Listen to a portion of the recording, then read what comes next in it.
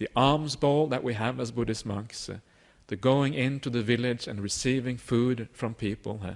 All these things are part, all the external things that we do are part of an ancient tradition that goes back before the time of the Buddha. These are not necessarily Buddhist things as such. They are part of a much larger picture, part of the tradition of Indian society in those days.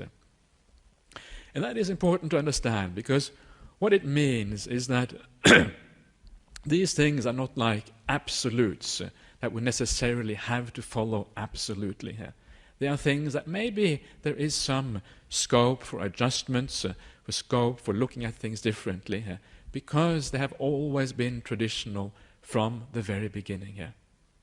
And these robes that I'm wearing as a Buddhist monk or a Buddhist nun wears, not only are they part of the samana tradition, the tradition of ascetics at the time of the Buddha, in those days even the lay people would wear clothes that were roughly like this. Lay people would wear a sarong, an underrobe. They would wear an upper robe, which was a little bit shorter than this one, but roughly like this. So in those days, there wasn't that much difference between the lay people and the monks. The main difference was that the monks had maybe a different color. They had simpler clothes. They didn't have anything fancy. They had the cloth was fairly ordinary. It wasn't too expensive, so it was very basic. But essentially, there wasn't that enormous difference between lay people and monks. So you can see again, it came from the society in those days.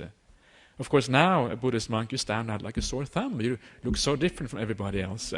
But originally, it wasn't like that. And sometimes you think, well, what if the Buddha had existed in the world today?